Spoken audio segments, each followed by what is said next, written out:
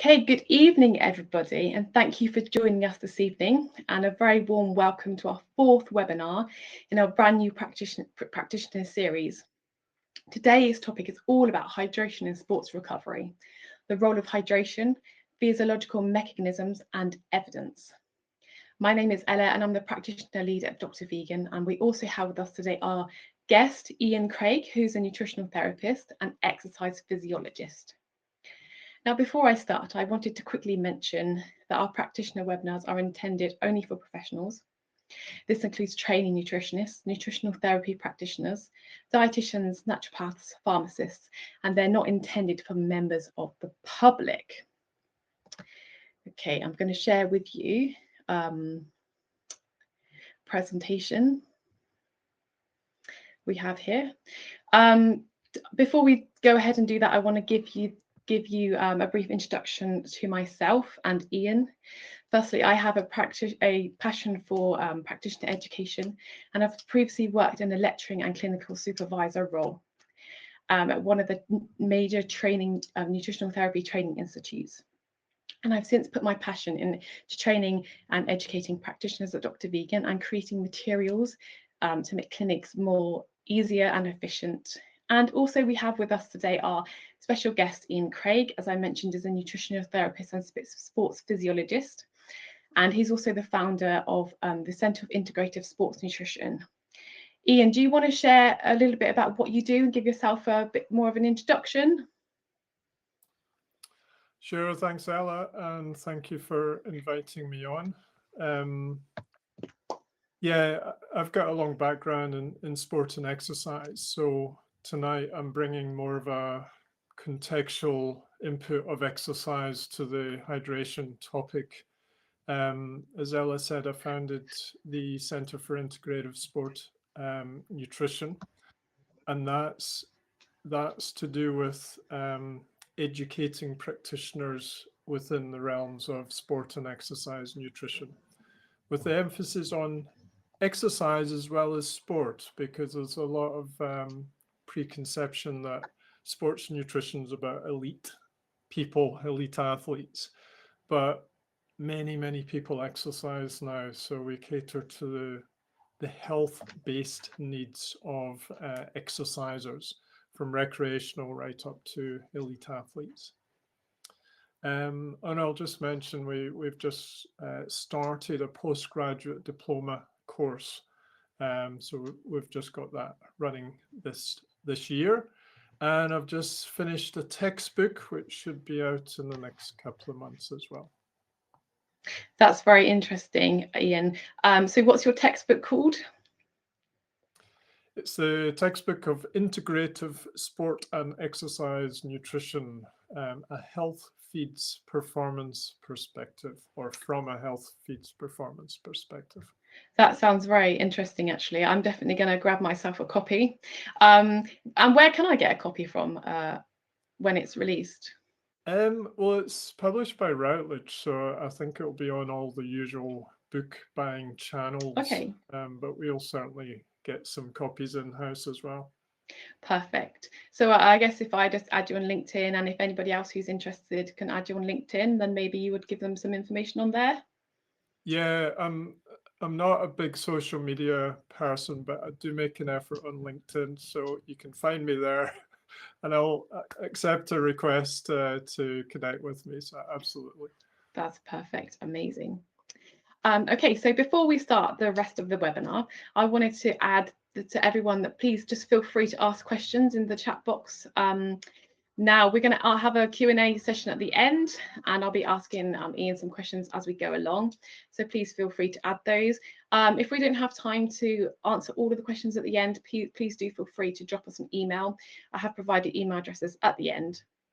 So if there's anything too personal or sensitive, or we just don't get around to your question, we apologise, and please do drop us an email. So without further ado, let's get started. Okay, so today we're going to go beyond the instruction of just drink more water. We're going to explore the underlying physiology and biochemical pathways involved in hydration. So we're going to be discussing the hydration the research on hydration and disease, the physiology of hydration and dehydration, the role of individual electrolytes, hydration and sports performance, safety and tolerability of electrolytes, hydration assessments, fluid recommendations, and we're going to introduce you to our brand new electrolyte blend, which is very, very exciting. Okay, so water is in the body is essential for metabolism, temperature regulation, and numerous other physiological processes that are consistent with good health. Maintaining good hydration status has been shown to positively affect urolithiasis, also known as urinary stones, and may be beneficial in treating urinary tract infections, constipation, hypertension, venous thromboembolism, fatal coronary heart disease, stroke, dental disease, hyperosmolar hypoglycemic diabetic ketoacidosis, it's a bit of a mouthful there, gallstone disease, and mitral valve prolapse, as well as glaucoma. So it's really important to make sure that actually, no matter what our clients come into clinic for, that one of the first things we do, as well as looking at their diet plan, is asking them, are they hydrated? How much are they drinking? How much electrolytes are they getting? Because it does play an essential role in health and disease prevention. And of course, hydration isn't just about water intake. It's a dynamic balance involving the intracellular and extracellular components, mainly regulated by osmolarity, electrolyte gradients, and membrane transport. The average adult contains about 60% of water by weight. That's roughly two-thirds of this is actually intracellular, and 1/3 is extracellular, and that's divided between plasma and interstitial fluid. Okay, so sodium is actually the dominant extracellular cation, while potassium rules the intracellular space. And these electrolytes maintain cell volume, action potentials, and enzymatic functions. As water moves across all cell membranes via osmosis, driven by solute concentration, sodium potassium ATPase pump actively and maintains gradients requiring a substantial amount of ATP. Hence, hydration directly ties in with cellular energy availability. Now, how many clients come in and say they're fatigued or they haven't got energy? Maybe part of the problem is actually hydration in itself. Now, ATP production requires water. ATP is synthesized during the cellular respiration, mainly in the mitochondria. And this process involves multiple biochemical reactions that require hydrated enzymes and substrates to function properly. Hydration is essential for the fluid environment of the cytoplasm and mitochondria for ion exchange, molecule diffusion, and electron transport. Now, we've got a nice little chart here, a nice little flow chart. So you can see that ATP production requires water, and then water is then a reactant in the hydrolysis of ATP. Cellular energy demand increases during dehydration. Then hydration affects mitochondrial function, which then is needed for ATP production, which requires water. So it's a bit of a vicious cycle. So we've got to break that cycle, make sure that our clients are properly hydrated in order for them to be on an upward spiral to health. So water is a reactant in the hydrolysis of ATP. When ATP is used for energy, it undergoes hydrolysis. This reaction literally requires water to break down high energy phosphate bonds and release usable energy. Hydration affects mitochondrial function because mitochondria work best in hydrated intercellular environment, which maintains electrochemical gradients across the membrane, which is then essential for ATP synthesis. And hydration supports oxidative phosphorylation, which is the final step in energy production. So, of course, if we're not hydrated properly and if we're dehydrated, that can impair the electron transport chain, the proton gradient maintenance, ATP synthase activity. And during dehydration, cells must work harder to maintain osmotic balance, ion gradients, and membrane integrity to increase ATP consumption, placing even greater energy stress on an already compromised system. So it really is one of the foundations for health: drinking enough, taking enough electrolytes, making sure you're properly hydrated. Okay, so this water in the body is distributed into two main components. You've got the intracellular fluid, which is about 66% of total body water, and that's located within the cells. And then you've got extracellular fluid as well, which is about 33%, which is then further divided into plasma, which is 25% of the extracellular fluid, and interstitial fluid, which is 75% of the extracellular fluid. So water moves freely between compartments to maintain osmotic balance. And sodium potassium ATPase pump maintains gradients using ATP, which is crucial for resting membrane potential, muscle contraction, and preventing cell swelling and shrinkage due to osmotic imbalances. Okay, so water movement is also very passive. So it works usually via osmosis, driven by differences in solute concentration. And its regulation depends on the concentration of solutes and the effect of solution on the cell volume, e.g. hypertonic causes cell shrinkage, etc. Okay, and very important regulators in the body. So we've got antidiuretic hormone, which promotes the reabsorption in the kidneys. We've got a renin, angiotensin, aldosterone system, which regulates the sodium and the fluid retention. And we've got the thirst mechanism, which is stimulated by osmoreceptors in the hypothalamus. Okay, so let's have a quick look at the individual electrolytes and what they do. So firstly, we've got sodium, and that's the primary determinant of extracellular fluid volume, and that affects blood pressure and fluid balance. And we've got potassium, which is vital for cardiac and skeletal muscle function, and small changes actually can be lethal. So we want to kind of keep that stable. And calcium, so that's needed for intracellular signaling, muscle contraction, including cardiac muscle, blood clotting, and membrane stability. And we've got magnesium as well, and that's a cofactor in over 300 enzymatic reactions. So that regulates the sodium potassium ATPase, ATP metabolism, and deficiencies linked to arrhythmias, cramps, and insulin resistance.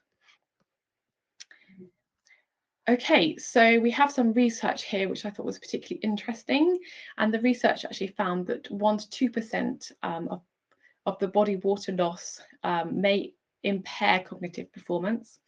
Long-term consequences of dehydration on cognitive parameters are unknown. So 1 to 2% of water loss, I mean, that's a very tiny amount, and then you start to have cognitive performance issues. So you know, if people are struggling with their brain function or brain fog, you know, check, are they drinking enough? Are they hydrated? Clients may also experience mild dehydration and a 1 to 2% water loss during daily routine activities. So even, you know, routine activities that people wouldn't necessarily think would cause dehydration can cause a very small 1 to 2% of water loss, which then can affect them. And most people only drink half of the daily water that is recommended, which is pretty shocking. And the signs and symptoms of dehydration and over-dehydration can also mirror each other. So if you are somebody that likes to hydrate, have you know, liters and liters of water, you can become overhydrated, and you may get the same symptoms as dehydration, which can be things like lightheadedness, dizziness, headaches, nausea, and fatigue. So it's really important to monitor kind of how much you're sweating, how hot is it, how much exercise are you doing, how much electrolytes are in the water that you're drinking or in the food that you're eating. It's really important to monitor that to kind of gauge where your body is in its hydration level. Okay, Ian, so you've got some really interesting nuggets of information to share with us, I believe. Thanks, Ella. Okay, so Ella's provided an excellent introduction to fluid with quite a lot of detail there, including health aspects. So the information around mitochondrial health with water is really key. And as a practitioner, you know, often it can be the basics that we miss because we're too busy trying to deal with the complex stuff. I know I myself will occasionally forget to recommend enough water or fluid for a client. And then I reflect on it later and I'm like, I missed a real basic. So it is fundamental, and energy, from a sport and exercise context, energy tends to flag up like iron deficiency, anemia, and things like that, which is quite medical, but it might just be they're dehydrated.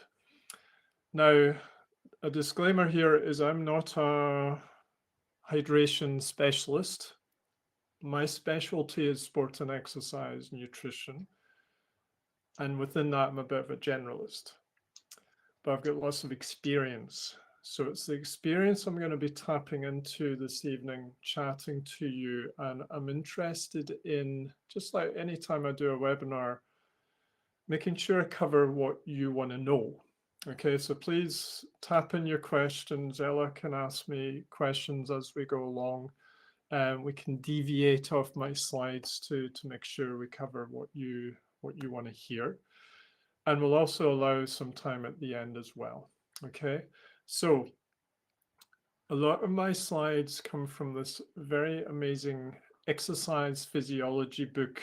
It's kind of like the Bible of exercise physiology by Ricardo Catch and Catch. So they're nicely designed, and I've taken a few images from that, like this one. So starting here, we've got what Ella's already covered.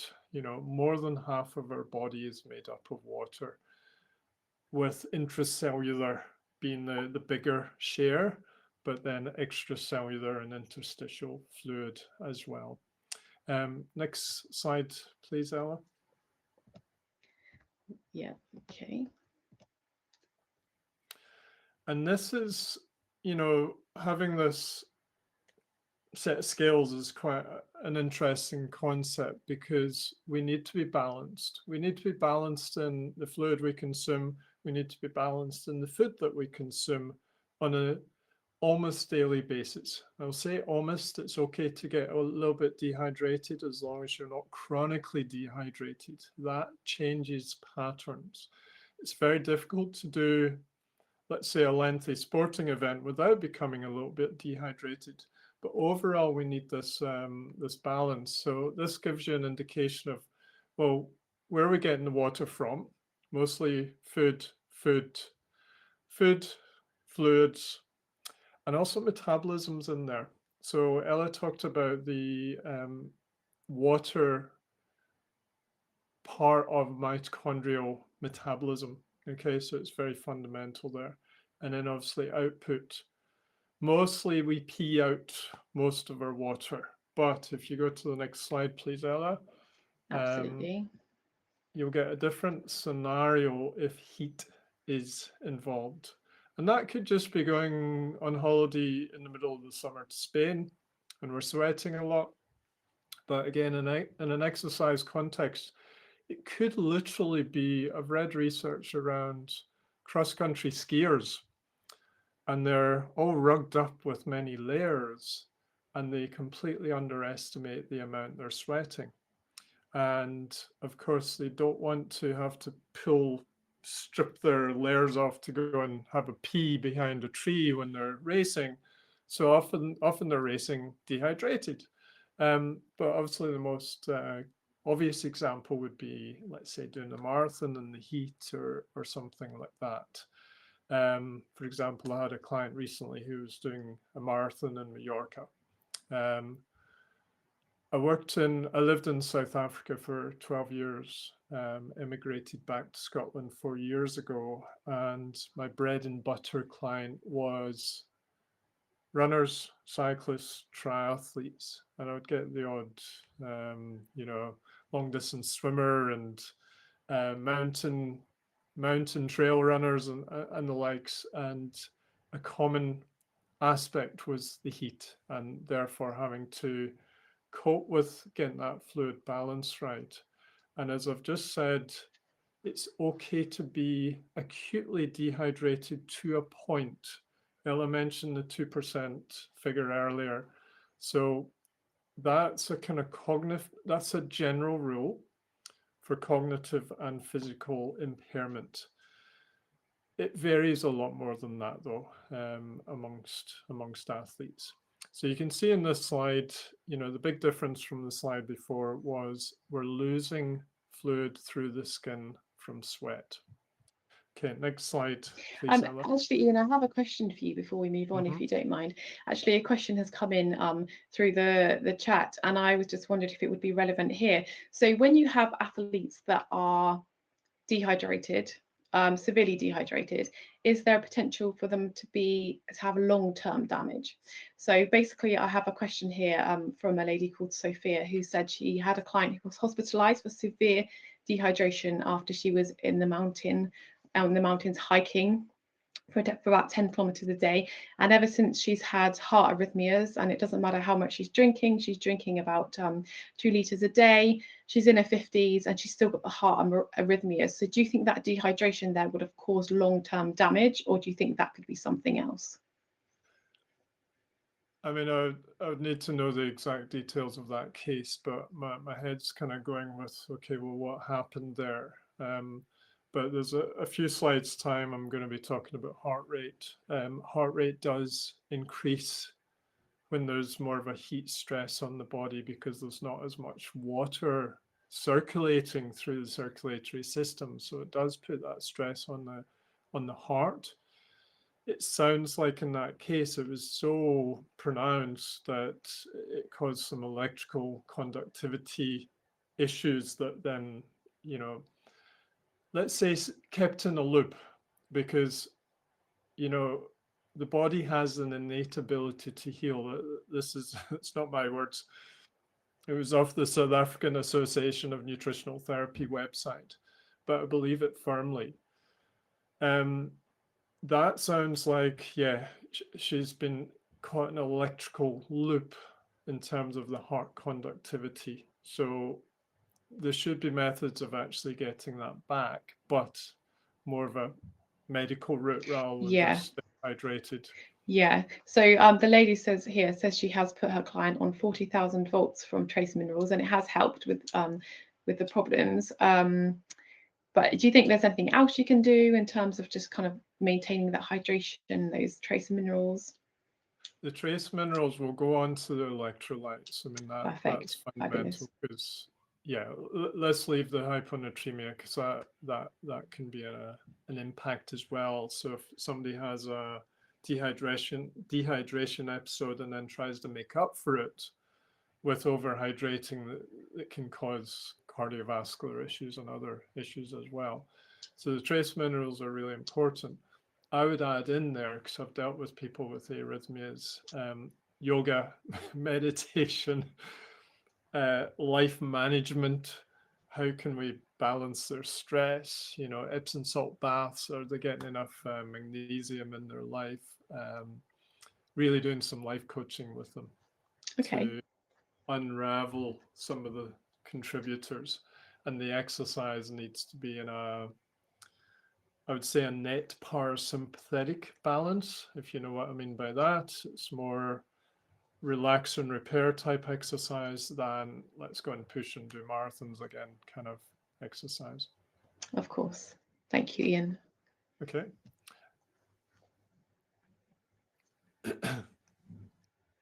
So lots of different aspects affect water loss, and I want to just focus on a few. So obviously intensity and the volume of exercise, we'll look at that in a minute. If you've got a recreational person, the impact on fluid loss is not nearly going to be as much as somebody who's very serious and really pushes hard. Humidity comes in very strongly. I've got more slides on that. Hydration status before the exercise. So, if they're very well hydrated, they're obviously going to sweat more because it's a heat balancing mechanism. The body will try and retain, preserve a wee bit of the hydration by not sweating as much if they're already dehydrated. And training status is a big one because we learn to modulate that hydration and how much we sweat. And then genetics. I'll leave that one for the moment because there's big individual variation on how much we sweat, what the electrolyte concentration is, how we manage heat control during hot conditions, etc., etc. Okay, next slide, please. So this is a slide by Euchendrup and Gleason. So these are two researchers in sports nutrition. And they looked at what would happen when somebody is hydrated versus dehydrated coming into an exercise trial. And it was a 2-hour exercise trial, so quite a big effort. And you can see there the red line is coming into it in a dehydrated state. The blue line is in a hydrated state. The rectal temperature rose so much quicker. And I've watched, you get heat chambers in some exercise physiology labs, and cyclists, runners, etc. can come and train in those. So I've seen kind of protocols of exercise in these, and they'll use the rectal temperature as a gauge to when to pull the person out of the heat chamber, because it can get dangerous. So that red line is getting up to pretty high values quite progressively. So it would get to a point where they would need to be pulled out. Whereas the blue lines, you can see a sort of self-balancing point there. And next slide, please, Ella.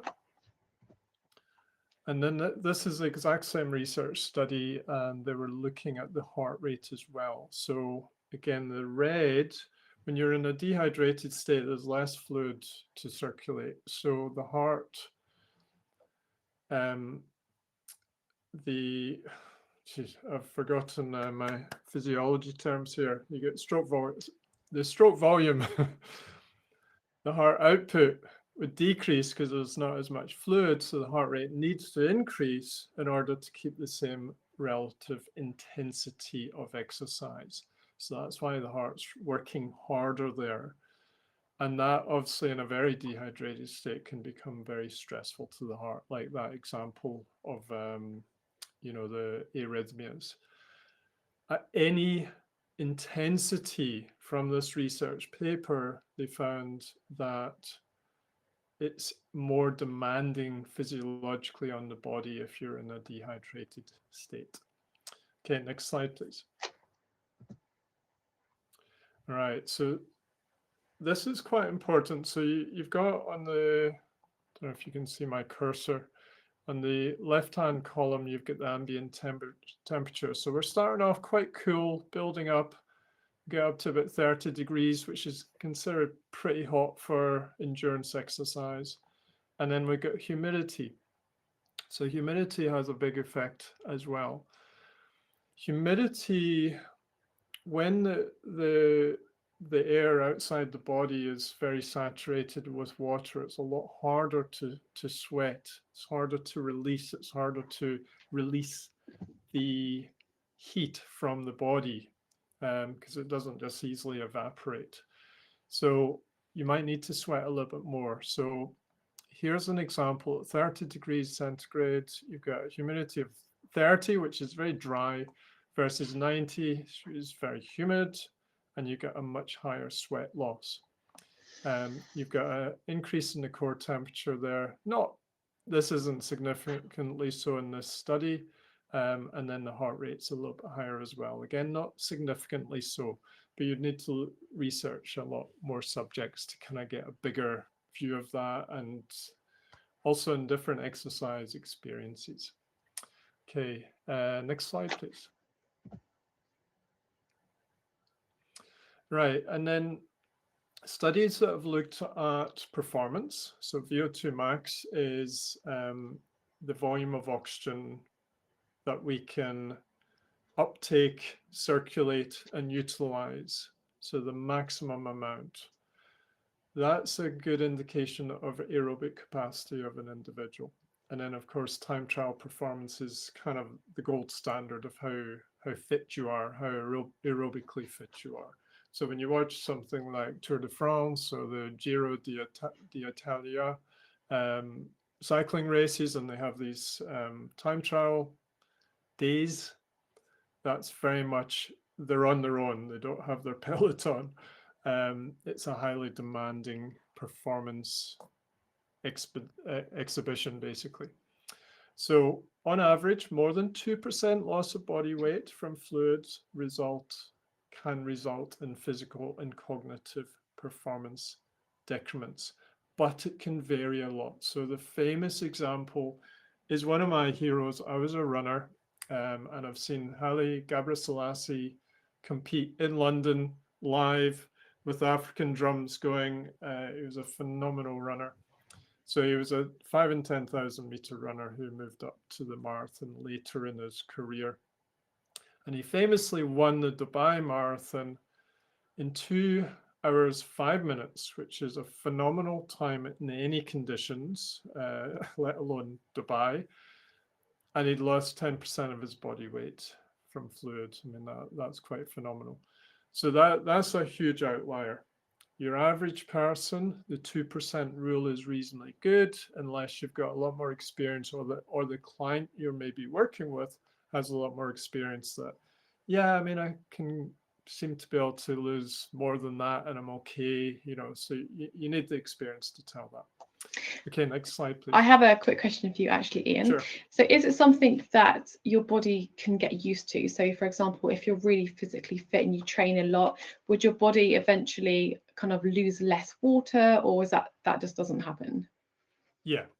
The body is a very, very clever organism. It sort of figures out the most efficient way to do something. So Haile Gebrselassie grew up in Ethiopia. He's got altitude. He's got heat, certainly, you know, most of the year. He's very adapted just by where he grew up. And then he grew up running to school like, you know, many African runners started off. And there's huge adaptation genetically initially, and then adaptation through his life as well. And then he ends up progressing through the ranks of running. So yeah, the body adapts hugely.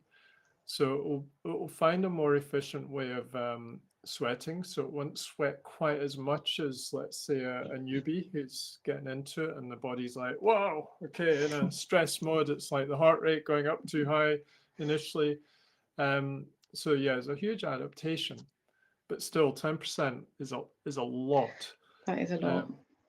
But it's almost like the analogy of like sprinters who have to tolerate high levels of lactic acid. The very good sprinters can tolerate higher levels before the monkey on their back starts slowing them down. So there will be a learning in this, that the body's kind of like a hermetic, let's say quite a dramatic hermetic response to the way he trained over many years. Fantastic. Thank you for that, Ian. Okay. All right. This is if you're going to concentrate on one thing today, look at this slide. This is a famous slide. I've noted Solka et al. 2015, but actually editing my textbook, looking for copyrights for figures, I've realized this originated in 1990, I think it was. So it goes back publication after publication. So basically, if you look at the left-hand side of this graph on the x-axis, we've got 9.6 kilometers per hour, which is a very recreational running pace.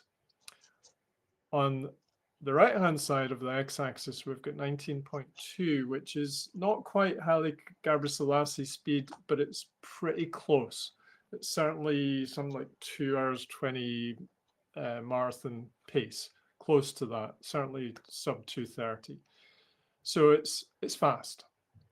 So just looking at the x-axis to start with, there is a massive difference between the kind of, let's say, recreational athletes and your highly elite in terms of sweat rate, because so much more metabolism is going on. so much more heat needs to be dispelled from the body, just going from quite a steady running pace to a very elite running pace. Okay, then we look at conditions. So the blue is for cool and dry. Remember I said dry, you can sweat easier. You don't need to sweat quite as much to dispel heat. The red is for hot and humid. So I used to live in North Carolina. I did my master's degree out there. Whew, for about 3 months in the summertime, it was very humid. It was tough to run, and I can remember one summer, I think I was there till about June, and it was already very humid. And I came back to Scotland for like July, August, and I remember going for a run soon after I got back, and it was just a cool summer to stay in Scotland, maybe 20 degrees without high humidity, and it was like I was running on air. It was completely different. So this makes a huge difference. So even recreationally, if you get a recreational runner doing a marathon, so they're maybe doing 4 or 5 hours for a marathon, if it's cool and dry, their fluid needs is not massive. Okay, so they don't need to overdo it, because everyone hears that we need to be drinking when we're doing some long endurance. And that can cause other problems, which we'll come on to shortly. If they're doing something hot, so that person who did the Edinburgh Marathon this year suddenly goes out and does the Mallorca Marathon next year, and it happens to be 25 or 30 degrees, their fluid rehydration strategies during have to be a lot different. And also they need to preempt that in the days before to be not super hydrated, but adequately hydrated before they go in. But then if you go to the elite end, I mean, already dry, it's, potentially up somewhere between 1 and 2 liters an hour, which is a lot. You can't physically drink that amount if it's something like a fast pace marathon or half marathon. So it's damage limitation, like that example with Haile Gebrselassie. He certainly wasn't drinking over a liter an hour. It was a sip, throw some water over the head, a bit of sponging. The hot and humid can be a massive sweat rate. This is an averaged out curve. So I must emphasize that. Not everyone's going to be so high or so low. Wherever you are, there's big variance. Okay, next slide, please, Ella. Right, and then we're getting into, well, how do you get the fluid in? So within sports and exercise and nutrition, there's been a lot of focus on, well, how much do we take? What should be in it? How do we maximize gastric emptying? So there's a few things that affect gastric emptying here. So I'll just zoom through this. So volume. Increased gastric volume increases emptying rate. So if you have more water in your stomach, it should empty faster. More calories, more energy content decreases emptying rate. So you get the signal to say, oh, there's more food in the stomach. It needs to churn more and properly break it down. Osmolarity, so increased solute concentration decreases emptying rate. But actually, this is too simple. There's a inverted U there, which we'll come on to. Exercise intensity exceeding 75% of maximum decreases emptying rate. Because when you exercise hard, the body's like, ooh, this is hard work. I'm going to shunt all the blood away from my splanchnic region, which is a fancy word for the guts and liver and kidneys and so on, to my muscles, because they need it more than my stomach does right now. But at the same time, if you're trying to eat and drink, that can be a problem. Okay, so I'm not going to labor this point, but different things affect how well you absorb fluid when you consume it. Okay, next slide, please. All right, hyponatremia. Okay, so actually can you jump to the next slide and I'm gonna come back to this, Ella. Right, this is out of Tim Noakes's book. So Tim Noakes is a exercise physiologist from Cape Town University. He's kind of got his recent name for banting and keto and that sort of thing. He's very outspoken. But before that, he was into hydration. So he wrote the book Waterlogged. And this is a bunch of data points, lots of data points looking at people exercising and weight change. So I can't remember the exact distance or duration that was happening here, but you can see the cluster is actually about 3% body, 3% loss in body weight. And that was basically dehydration. And if we're bringing in the word natremia, natremia is to do with sodium concentration. So basically when you sweat, the water that comes out has a diluter salt concentration than the body fluids.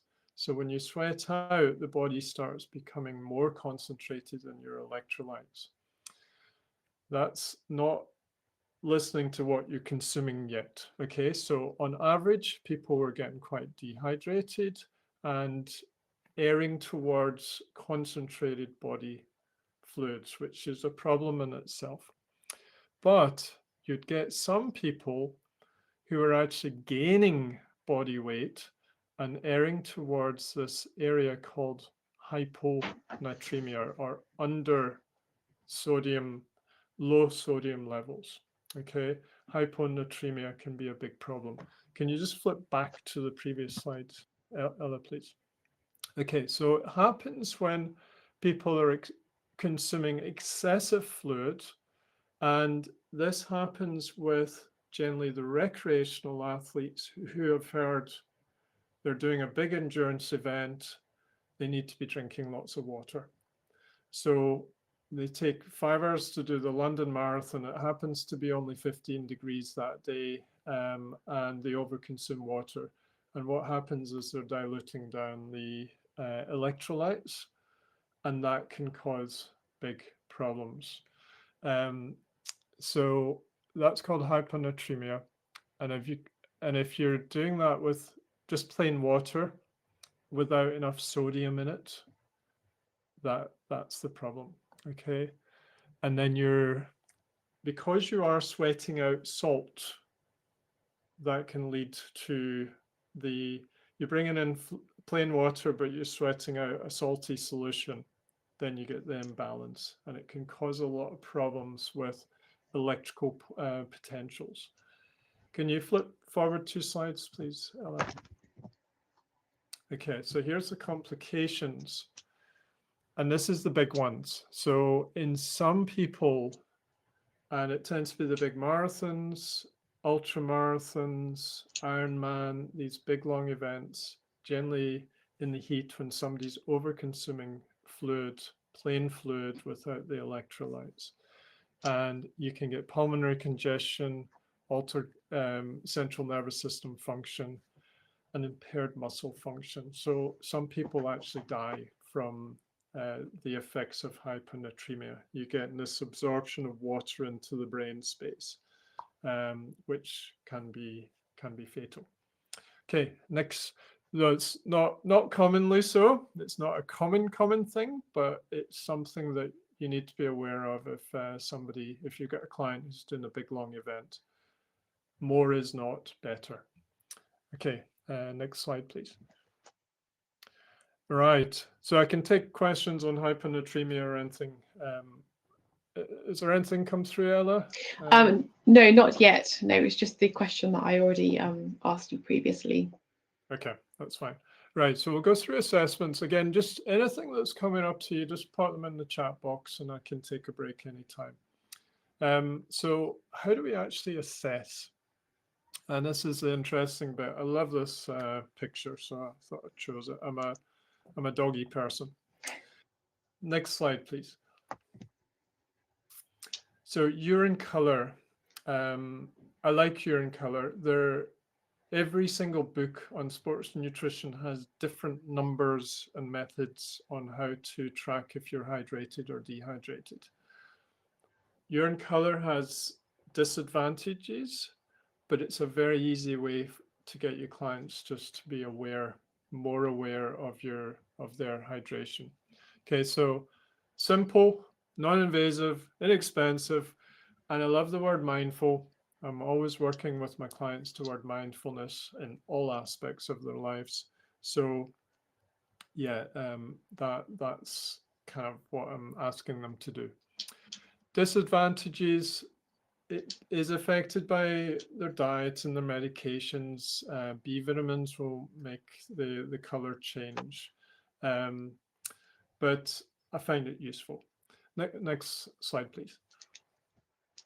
And here's a nicely designed urine color chart. So basically, in theory, the first three are hydrated, and then you're starting to tip into a dehydrated state. If you ever see apple juice, then freak out and know you have to drink a lot more water. If you see one or clear, you're drinking too much plain water. And also having the sense of how often are you peeing? Is it sort of flushing through? Because we can drink too much plain water and then it has a diuretic effect without really holding. I've certainly had that experience many times where I'm drinking a lot, I'm peeing a lot, but I feel dehydrated. Okay, next slide, please. So body mass is useful as well. It's got some advantages, obviously disadvantages. You've got, if somebody, you have to be mindful here, especially in a sport and exercise context, you'll get a lot of people who can't handle the scales, right? For body image, or they've got concepts of what the numbers should mean to them, and they get fixated on it. It tends to be used more in a elite sport environment where, let's say, you've got a professional football club, and the nutritionist will just do a quick weigh-in with everyone each day, take a note of it, and just to check if there's any kind of sudden changes, because body fat changes won't suddenly happen, but dehydration can. So again, a very useful one, but only if you're tracking.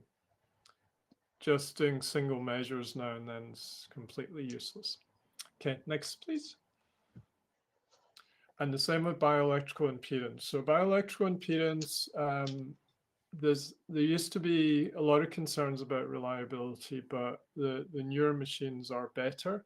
But again, you have to be, you as a practitioner, whatever modality you use, you need to be using enough and repeatably to know when your measurements are out, to know when you can reliably say, yes, that person is dehydrated from this measurement because I've got these measurements before and then suddenly this one's out and then it goes back to normal.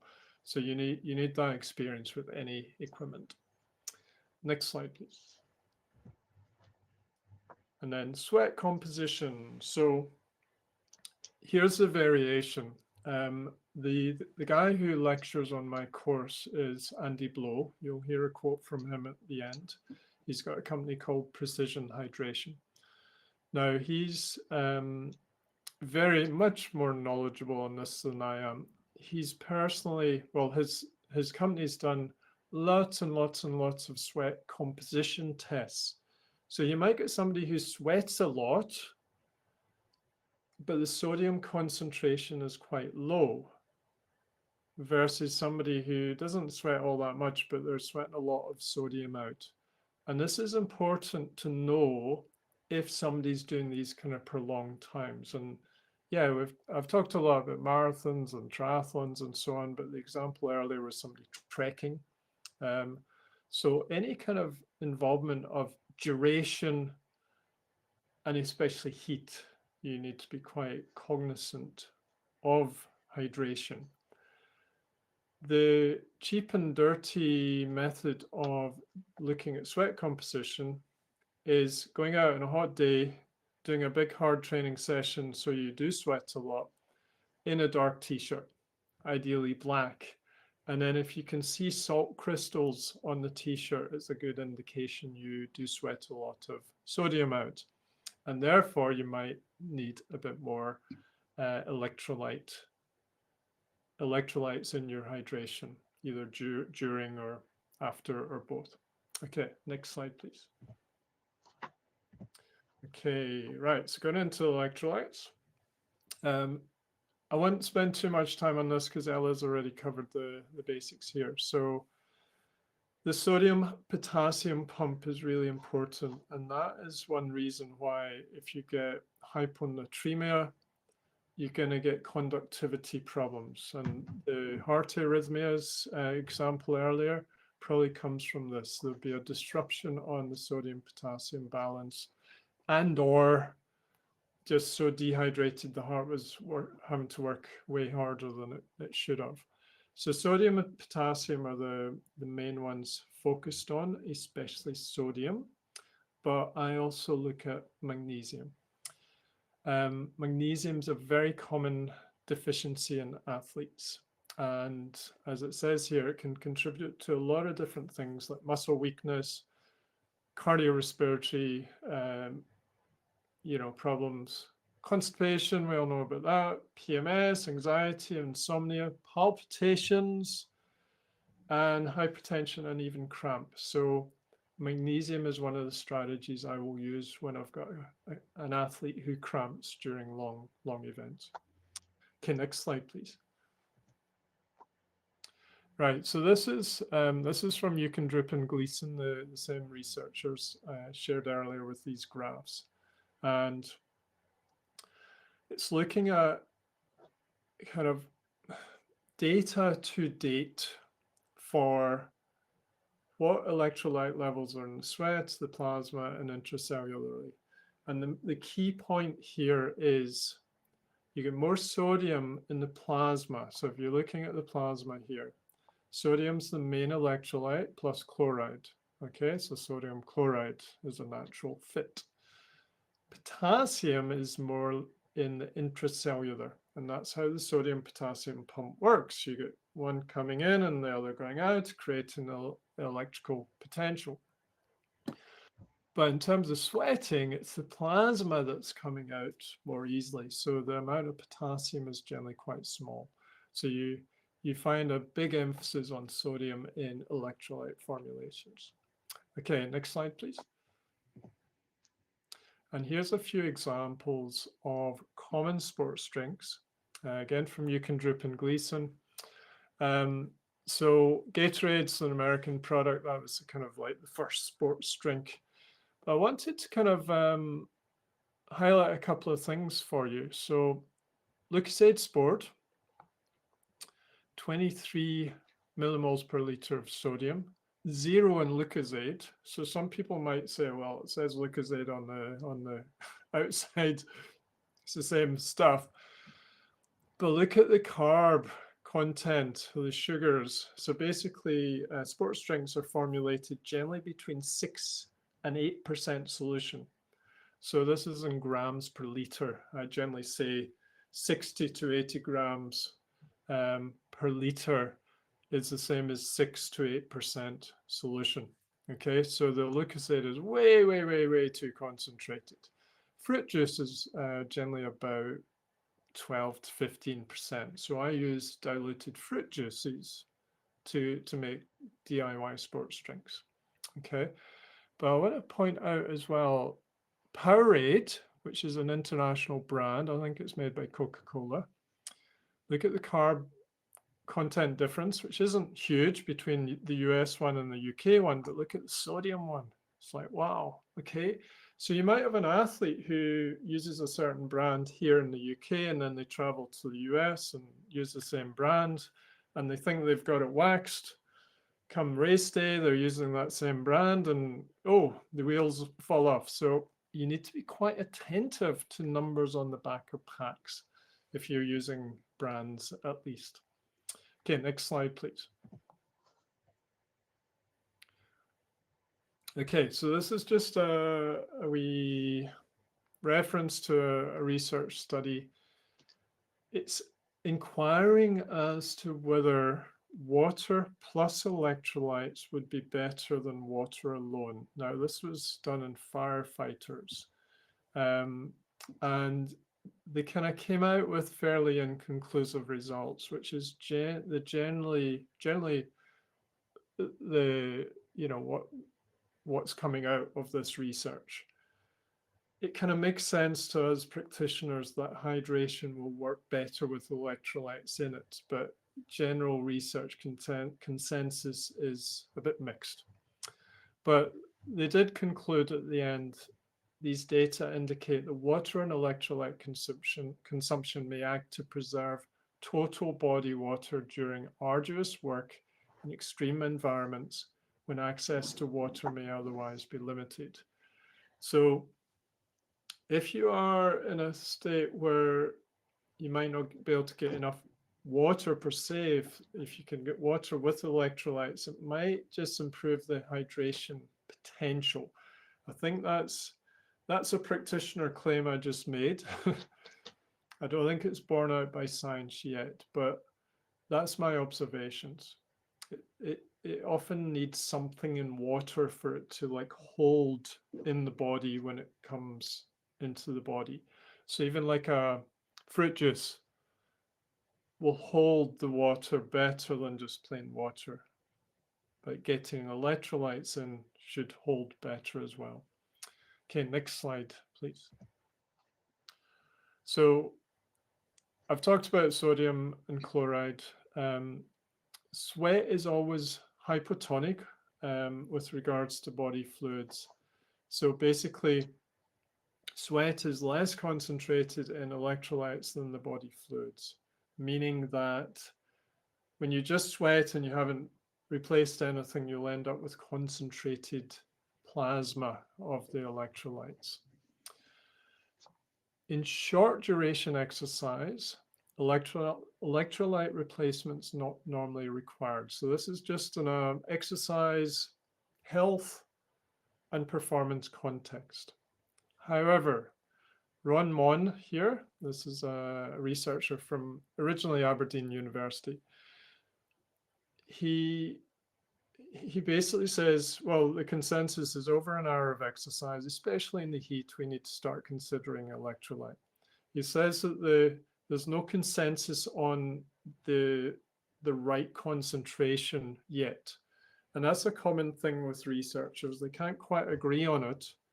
But then us as practitioners look at the personalization bit and realize that, well, this person's sweating a lot of sodium. That one's not. So they have different needs. So again, that sweat test with a black t-shirt can give you some guidance and also feedback like energy during the training or competition, cramping, just how they generally felt, recovery after the exercise. Obviously, urine color when they finish as well is a very good indication. In sports nutrition, they're very much focused in on, what is the magic ingredient. So generally they say that potassium and magnesium isn't normally required, but in a nutritional therapy world, we'll find people who don't even exercise who are depleted in potassium and magnesium. So we need to be thinking a wee bit beyond that, and therefore looking at all electrolytes and not just sodium. Okay, next slide, please. Okay, perfect. Ian, we need to start wrapping up in a little bit actually. So if there's any particularly interesting slides you want to cover, then maybe we can just go to those. Rattle through. I'll just okay, rattle perfect. through these. These are quite quick. So next slide, please. So the general consensus, exercise under 30 minutes in duration, we don't need to worry about fluid. Next slide. If you're hydrated to start with. 30 to 60 minutes, we're starting to maybe need some fluid. So you'll see some like 10K competitions, they'll put out some water. But it's as you get longer, next slide, please, that this becomes more important. So something like 1 to 3 hours, half marathon, 1 to a marathon kind of region, you're starting to talk about fluid plus electrolytes plus carbohydrates in the fluid to support all the needs of an athlete. Next slide, please. And then beyond 3 hours, remember the very elite competitors, it's damage limitation. They will end up dehydrated. They just want to minimize that dehydration. For long durations, let's say you got an Ironman or ultra marathon and it's 10 hours, 12 hours, 15 hours, they need to try and keep up mostly with the hydration needs. So for the longer the event, the more precise you need to be with, well, how much does this person sweat? And I'd say a good thing to discuss in the question time will be a method of sweat rate as well, Ella. Okay, I can wrap up there. That's enough to share the main recommendations of hydration. Perfect. Thank you so much for that. That was very, very interesting, Ian. And I'm sure we've all had a few good takeaways that we can use with our clients, whether they're doing, a weekend warrior or whether they're more of a serious athlete. Now, before we wrap up completely, there are a few slides that I quickly want to mention. And that is the DR.VEGAN brand new Hydrate supplement, which I'm very, very excited about. So we've designed it to provide you with optimal hydration. So whether you're the weekend warrior or the serious athlete, or even if you've got a hangover, you want to hydrate after a hangover. And as you can see in here, we've got all of the main minerals and electrolytes. So we've got the sodium, potassium, calcium, magnesium, plus we've got additional vitamin C and B12 and taurine. And I'll go through those very quickly in a moment as to why they have been added. And they come in 2 flavors as well. So if you have a preference for orange and pineapple or lemon, that's your choice. Okay, so now, why have we used citrate forms? Now, this is actually a really interesting point here because obviously, minerals and electrolytes come in many different forms. We've opted for the majority of citrate forms, and that's because they have enhanced absorption and bioavailability. So citrate forms of minerals, such as magnesium citrate, potassium citrate, calcium citrate, these are organic salts, and the mineral is bound to citric acid. And the organic complex generally has a higher solubility and better gastrointestinal absorption compared to inorganic forms such as oxides or carbonates. And this is crucial, especially during periods of increased physiological demand and post-exercise recovery. We also have the alkalizing effect of the citric acid, although it sounds like an acid, and it technically is. When it's metabolized in the body, it's metabolized into bicarbonate, which is actually an alkaline substance in the body, and that helps to counteract metabolic acidosis or reduce muscle fatigue and cramp and restore that acid-base homeostasis, which is so essential for optimal enzyme function and cellular repair. Because obviously we need to repair a lot after we've done endurance activity or anything strenuous where we've kind of caused those micro tears in our muscles. It's really important to restore that balance. Okay, so we've got in here also magnesium glycinate. So magnesium glycinate has a much superior bioavailability and absorption to other forms of magnesium. And the chelation process that magnesium occurs, binding magnesium to glycine, is particularly beneficial for people with digestive issues or people that eat a lot of phytates or oxalates, which can decrease the absorption of certain minerals like magnesium.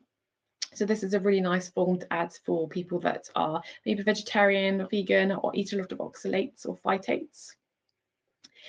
So magnesium glycinate is gentle in the gastrointestinal tract, and it doesn't have a laxative effect like some other forms of magnesium do.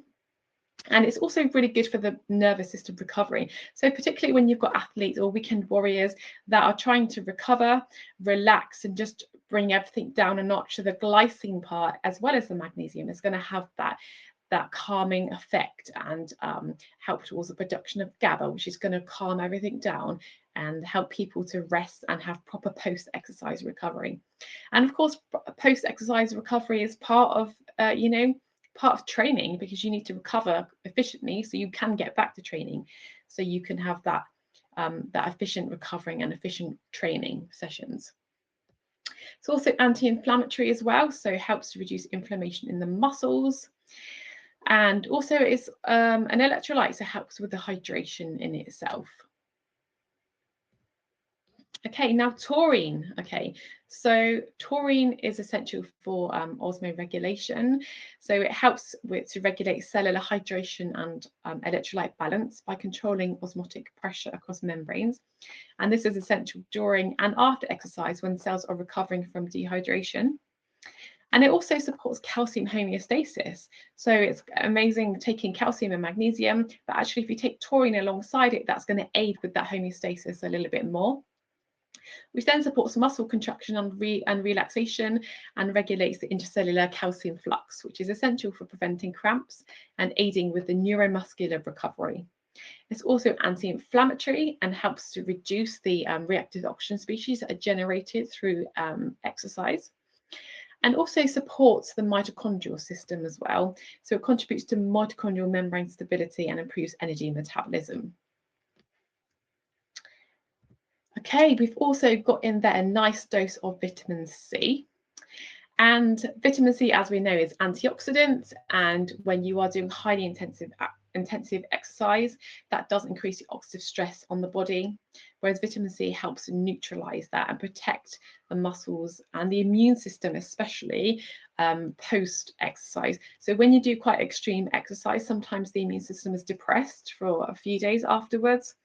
But when you put in vitamin C, that helps to reduce the damage and the negative effect on the immune system.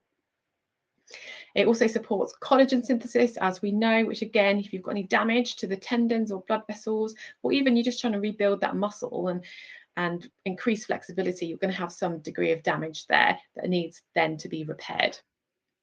Again, we also know that vitamin C is amazing for iron absorption. And again, it's important to maintain proper hemoglobin levels in athletes, especially athletes who are at risk of depletion as well. And again, we've mentioned immune support. So that's really important to keep your clients healthy, make sure they're taking plenty of vitamin C post-exercise to stop them getting ill and to aid that healing process. Okay, so vitamin B12. So vitamin B12, again, is essential for the conversion of carbohydrates into energy, and it plays a direct role into the citric acid cycle and methylation pathways. And as we know, it's needed for red blood vessel formation and the proper formation of hemoglobin and iron transport around the body. It's also essential for neurological recovery, so it helps to support the repair of the myelin sheath and helps with neurotransmitter synthesis as well. So that promotes the full recovery of the nervous system post-exercise and during post-exercise fatigue as well. And also great for helping to reduce homocysteine as well. So it's a really good formula that's got many things in there that actually a lot of electrolytes on their own just don't contain. So it supports, post-exercise hydration as well as the immune system and general recovery from exercise. Okay, so we've got the all of the references here on screen. So if you want, after this, if you want the references, I can email them to you directly. Just drop me an email. My email is on the next slide. And again, if you're watching this on demand, feel free to drop me an email as well, and I can drop them over to you anytime. Okay, so Ian, I've just got one question for you, actually. So if I wanted to learn more about sports nutrition and sports science on your course, how do I find out more about your course and what do I do from here? Thanks, Ella. So you've got my email address there. If you just change IANAT to www, you'll come straight through to our website. So we've got a range of courses from 4-week short courses up to the diploma I mentioned earlier. We've also got webinars and podcasts and articles and so on. So plenty to have a look at. Fabulous. Thank you so much for that. So, of course, if you are interested in learning more, do pop over to Ian's website and have a look at that. And thank you all for coming and today and joining us. And I'm sure you've learned lots of things. I've always been amazed at Ian's knowledge that he's got. So I always learn things from Ian. Now, as a thank you for joining our live webinar, we are going to send you a free box of electrolytes when they're available. They're actually brand new and we don't have them in the warehouse yet. So you will be the first guys to get your hands on them. So that's going to be in the next couple of weeks. And email details of how to claim those are going to be in the email that's sent out after this webinar. So please do look out for that. Claim your free box of electrolytes. Give those a go. Let us know what you think. And also just to quickly give you a heads up about our next webinar, which is at the end of July, and that's on ADHD. So that's very, very topical, the neurodiversity. Interest is peaked recently and more people getting diagnosed, more people becoming much more aware of things like autism and ADHD. And that's going to be a really, really interesting one. So please do look out for more information and do join us in July for that one. Again, we have a very knowledgeable guest on that webinar. Okay, I hope everybody has a lovely evening. And don't forget to drop us an email if you do have any questions later on. So thanks again, everyone. And thank you very much, Ian. Thanks, Ella. Thanks, everyone, for listening.